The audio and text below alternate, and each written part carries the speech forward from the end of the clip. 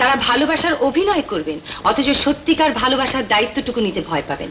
তারা কফি হাউসের আড্ডায় মডার্নিজমের ধ্বজা উড়িয়ে কফির পেয়ালায় তুফান তুলবেন, আর বিয়ের বেলায় সুবোধ বালক গোপালের মতো মাসিমা বা পিসিমার আঁচলের আড়াল থেকে 40 ভরি সোনা আর নগদ 10,000 টাকা দাবি করে বসবেন। গোপাদেবীর বক্তব্যের প্রতিবাদের কোনো প্রয়োজন আছে বলে আমি মনে করি না, কারণ তিনি ভালো করেই জানেন যে তার বক্তব্যের মধ্যে যুক্তি যতটুকু আছে তার চেয়ে বেশি আছে অর্থহীন আবেগ আর উচ্ছ্বাস। আজকের যুগে স্ত্রী চায় যে তিনি আর তার স্বামীটি ছাড়া সংসারে আর কারো স্থান হবে না, কিন্তু শুধু স্ত্রীকে নিয়ে তো আমাদের সংসার নয়, বাবা মা ভাই বোন মাসিমা পিসিমা এদের সবাইকে নিয়ে আমাদের সংসার। তাহলে এক্ষেত্রে আমাদের অবস্থাটা কি দাঁড়াচ্ছে? একদিকে স্ত্রীর সম্মান, একদিকে বাপ মায়ের মর্যাদা।